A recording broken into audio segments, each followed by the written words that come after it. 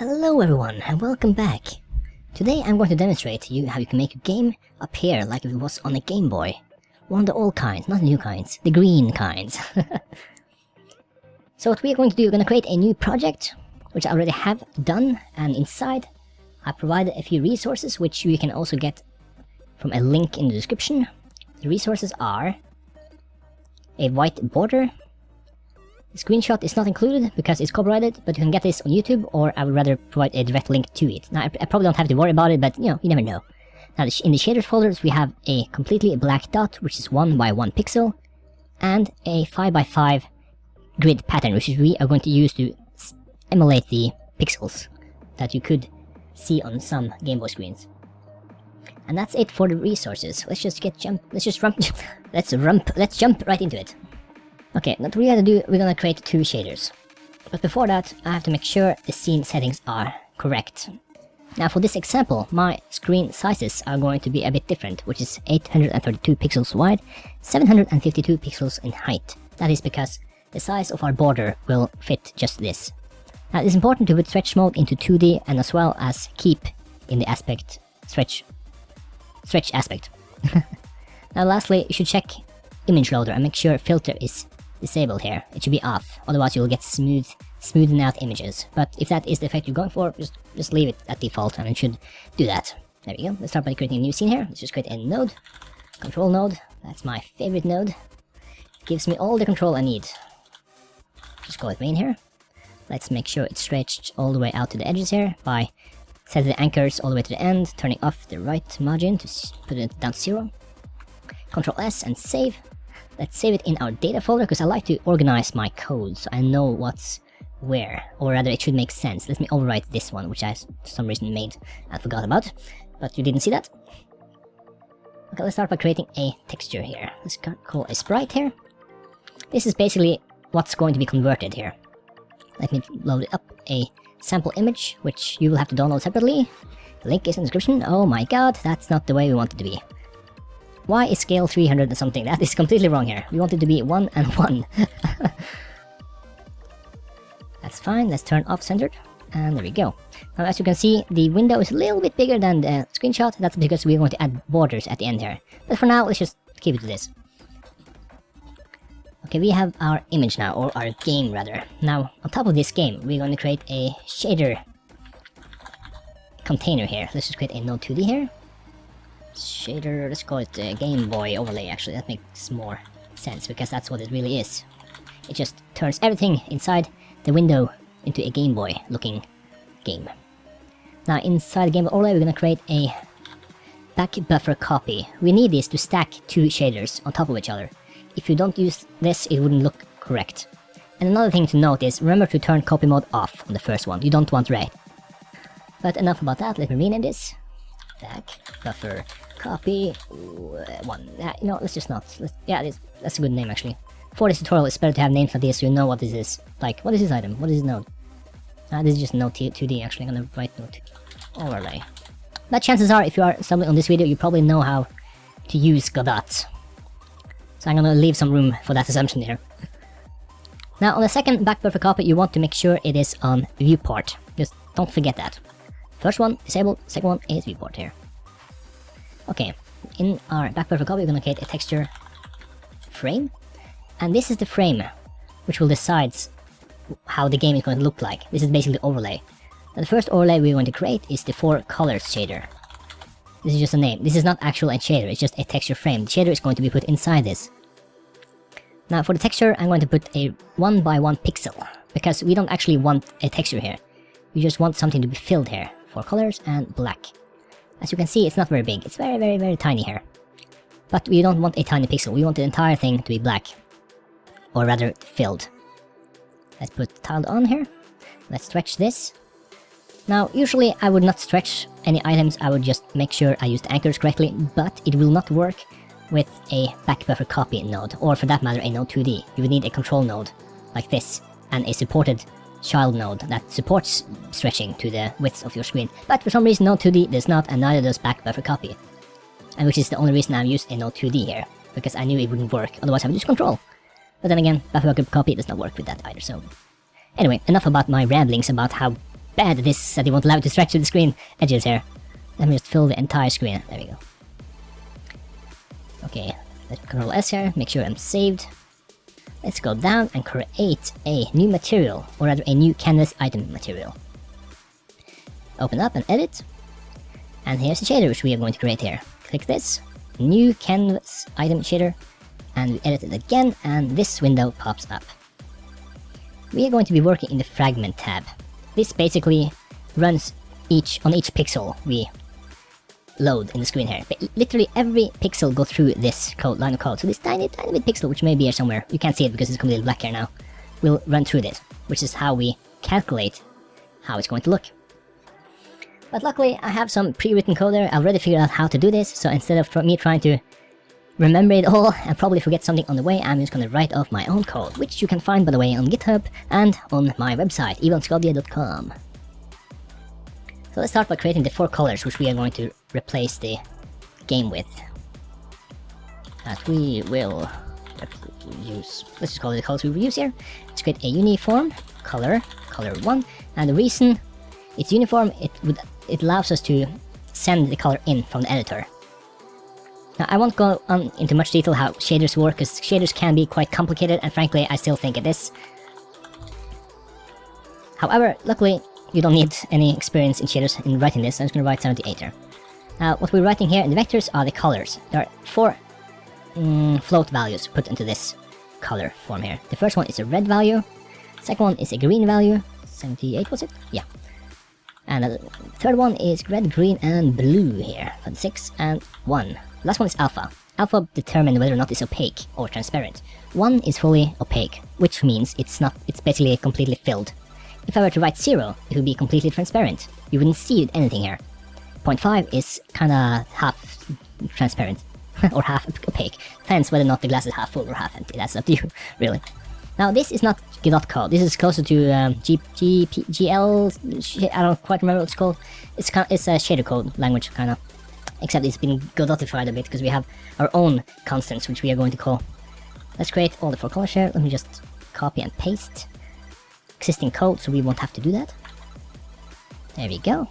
That looks right. Now you can find color schemes on my tutorial as well. I've added, I believe, 3 different color schemes. One is a Pocket Game Boy version type of color, which is more gray. Then there is, of course, the really green Game Boy color, which looks really nice. And a middle scheme that looks better. It's just more clear here. Anyway, let's create an offset here. Color offset. Basically, it changes the threshold.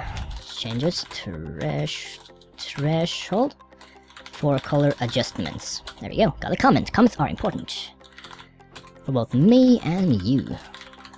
Well, it should be important. Okay, the offset. Yeah, I already thought about that. My mind is floating away here. Let's get the color screen from the screen here. Pixel color from the screen. Let's call this color pixel color equal vector 4 because there are 4 float values in a color. Let's call text screen and screen UV. And I believe these are Godot commands kinda to interact with this engine here. Like I said, I'm not very proficient at all with shaders. I just know how to kind of manipulate it and use what I have available to me. But now we're gonna get a function to generate a grayscale, or rather a function to convert a pixel color into grayscale, because this is what we need to do in order to set the correct 4 color values. We're just gonna turn all of them into an average color of gray here. So let's do vector 4, because that's what's gonna return. Gray. I think it's gray with A here. Vector 4, pixel color. There we go. And inside we're gonna get the average of the current pixel color here. Average equals.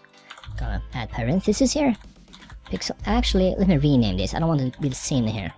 Pixel. Because that's pixel color. What we're gonna in here? We're gonna get the pixel color of red plus green plus blue, and we're gonna divide this by 3.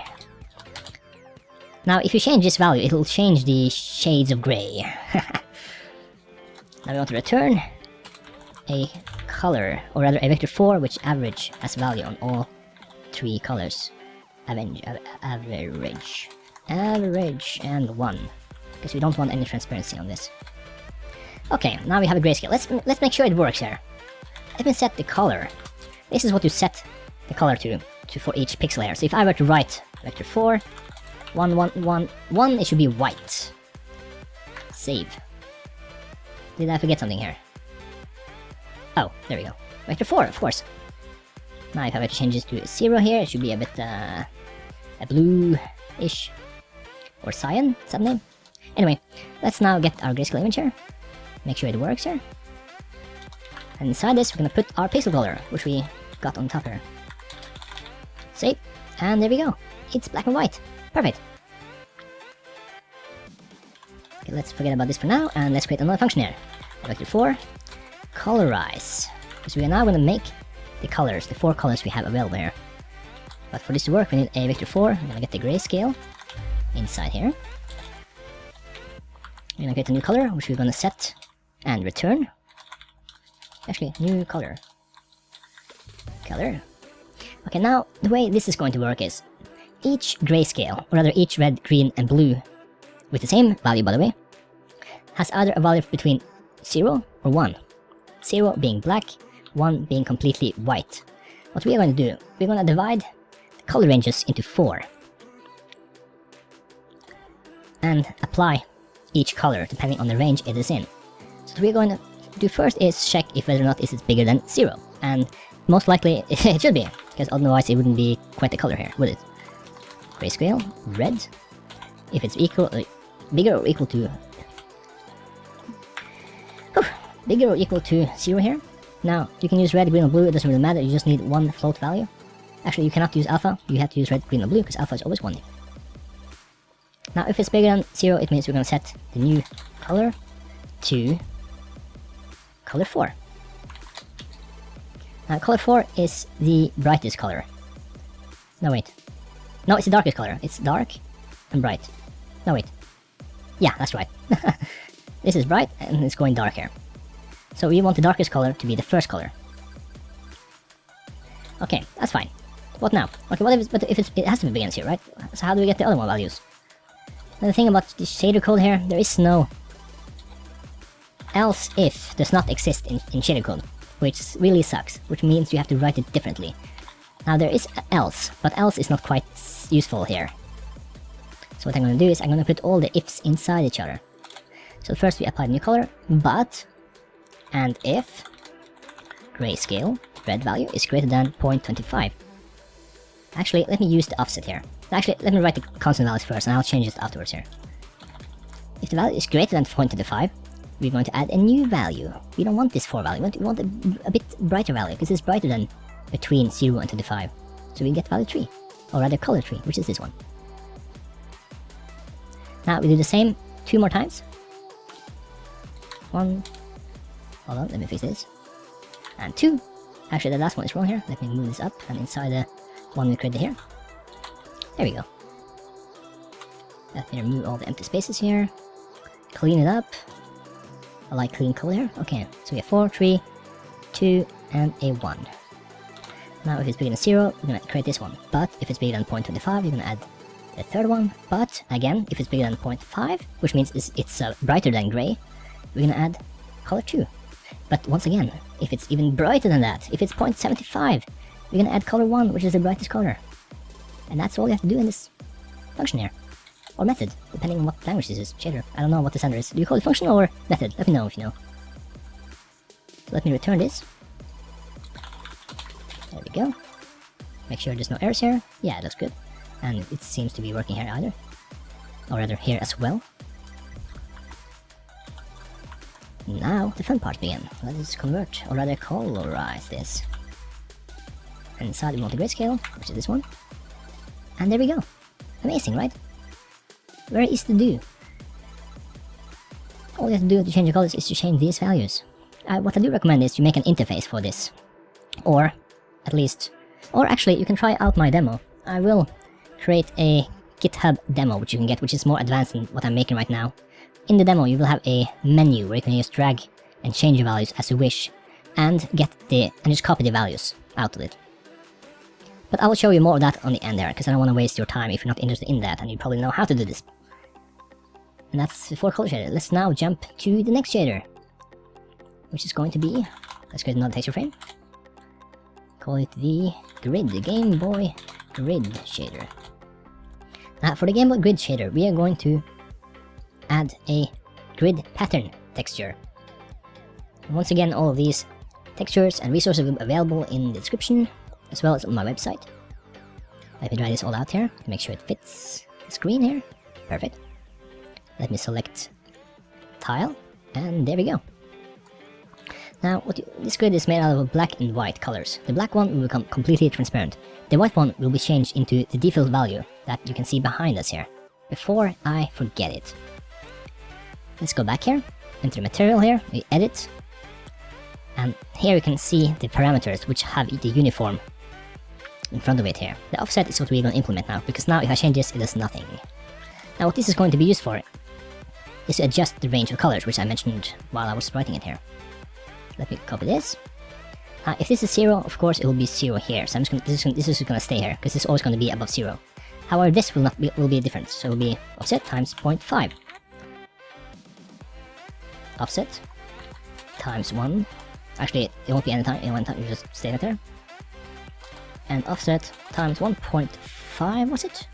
I believe it was 1.5. Hold on, let me check my notes here. Yes, that's correct. Basically, 0.5 will be the default value. It will be the same as if we were at 0.75 here. 0.5, bigger than 0.5, bigger than 0.25, and so on. But if you change offset, these value changes, and as well does the... And so does the colors on the screen here. Let me try it, and we'll see. There we go, let's try a little lower. Boop. As you can see, it changes a lot. Now the thing about this, you can tweak it to make it look better on your game, because you may have weird colors or weird color ranges. But 0.5, it usually works the best, because it's most balanced in order to set the appropriate 4 colors. Now where is the shader here? There it is, 0.5. Perfect. Okay, let's go back to the Game Boy Grid shader here. Material, edit, shader, edit. And let's start by creating our uniform float brightness. Brightness. Now, this is just a recommended starting value for the brightness, but I found 1.13 to be the best looking values for a old school Game Boy game. Now you can change this. This is just the default value. If you don't set it in the editor here, it'll just stick to 1.13. But if you change it, of course, it'll be whatever value you set it to begin with. Okay, let's go and create, or rather get our pixel color here. Color. It's a color, if I remember correct, it should be a color, yeah, color, pixel, color, equal vector 4. Now we want to get the text screen again with the screen UV. Point, and a 1 here. There you go. I keep forgetting these, because I am very used to using Godot, or GD script, which is a very easy language to use. I was hesitant in the beginning to learn it because I'm used to Java and C#, and I love my brackets, because it makes everything clear. You know what's inside, you know, it's a box. You can take a look at the edges of the box, but you can't with the GD script, but that's fine. I've learned that's completely fine. Anyway, let's continue. Get pixel color. But now we want the second pixel color, but this will be from the tiled grid map. Screen, and get pixel color from the texture, which we added on this texture frame here. That's what we're gonna get now. So we're gonna get a vector 4. Because it's a texture, it's gonna be a vector 4, it's not gonna be a color. I mean, you would think it would be accept colors, but it doesn't, so you have to make it vector 4. I have tried, trust me. Let's call it pattern, because that's what it is. Pattern, pixel, color. I could, you know, let's call it grid. That's a bit more descriptive of what it is. It's a grid. Now we're gonna get text, and the texture from the node, and the UV it has. There we go, save, Control S, saving is wonderful. Now the first thing we're gonna do is we are going to convert all the black dots into transparent pixels. Basically, you won't see this pixel here if it's black or darker than gray. So we're gonna do if the pixel color from our grid image is dark, set it to be fully transparent. So let's begin here. If the pixel of the grid, pixel color, let's take the red value, is less or equal to point. Actually, let's just do less than 0.5 here. There's no need to use this. There's no need to be that accurate, because if it's 0.51, it wouldn't be lower anyway. Or rather, yeah, it wouldn't be lower. Now, it doesn't matter whether you just use red, green, or blue, because this grid texture is just black and white. Let's see here. Now, the next thing we're gonna do, we're gonna set the alpha value of this to 0, or actually, we don't even have to do that. We can just do this colors equals vector 4. 1110. Doesn't really matter, because it's just gonna be transparent anyway. And there it is. Now you can see between the pixel where it was black. Now, if I were to adjust this, you can get different effects. The pixels will get thicker if you have a lower threshold for transparency. You would think it wouldn't, but it does, even though it's... Ooh, that looks nice. Ooh, I like that. But you can just try it out yourself, find out what value works best for you. I do like 0.9 though. But for now, let's take the 0.5 here. That's what I've done before, and I don't want to risk ruining it all. But now, since it is not dark, we make it slightly brighter or darker. We are just using brightness value. Bright. Yeah, there we go. So if, or rather, else, we set the color to the pixel color here, which is the background color. Pixel times the brightness, because we want it to be a little brighter or a little darker to make that grid effect. Boop-a-doop. There we go. Nice, right? Let's see here. We have brightness. Let's try and play around with the brightness settings, and you can see how it looks like here. Now, I know this is not completely correct here, at least not the position, but we'll fix that when we add our Game Boy border here. But for now, let's try and adjust the brightness a little bit. Here we go. Look, doesn't that look nice? That looks really nice. Now let's create our Game Boy border here. That's the last thing we're going to do here. Let's call it Game Boy border. And all this is optional. This is not something you need to do. All you need to do to get the Game Boy effect is to create the two shaders here and put them on top of whatever game you have behind it. You see? Oh. It's pretty sweet. Okay, let's create a Game Boy border here. Let's load the image, which I have made ahead of time here. There we go. Starting to look good. But I believe the positioning is a little wrong for the game here. Yeah, let's move it a little down here. There we go. Let's take a look. Does it look good? Yes, no, yes. There. Perfect. Let's save it, and let's change the color of the Game Boy grid to match the brightest color on this screen here. Let's go back in the 4-color shader here. Inside the shader, we're gonna copy this one, which is the brightest color. Copy. I'm gonna put this on the modulate here. Because this frame is completely white, I can color it as I want to. So I do recommend if you make one of these, just make it completely white. Because then you can adjust it there, or while playing. There we go. Let's see. Perfect! Almost. It's a little leaky at the bottom here. Am I stretching it? I'm scaling it, aren't I? Keep it. Let's see what happens now. Well, let's pretend you didn't see this bottom line here. Pretend I'm holding my hand in front of it now. I'm gonna show you how it look using my tool here, which you can find on my website here. Now, this is how it can look when you have a game here. You have the ability to turn off and on grids, as you may have figured out by yourselves by this point. You can change the brightness to get the look you want. You can turn off or on the 4 colors to restrict it, or not. You can use your own sprites. Maybe you like these colors, and you just want a tiny grid there. You can do that too, no problem. You can change the border to make it fit the way you want it to. Or, you should be able to, but you can't. There we go. I was messing around with the wrong color here. So maybe I want it to look a bit more like the game here. Can I use this? Let's see. Ah, I can. Very nice. But yeah, all this you can adjust here. Make it the way you want. Let's make it blue. Because why not? But yeah, you can set all this. This is up to you. And you don't have to change any sprites. You don't have to change any game code other than adding the shaders. And there you have it. I hope you enjoy this. If you want to read my tutorial on my website, feel free to do that. There might be information there which I forgot to mention here. We're done! The Game Boy shader thing is complete, and you can use this however you want. You can just rip off my code and use it directly. It is completely MIT licensed, so what's mine is yours. If you enjoyed this video, hit the like button, subscribe, and I'll see you in the next video. Bye bye!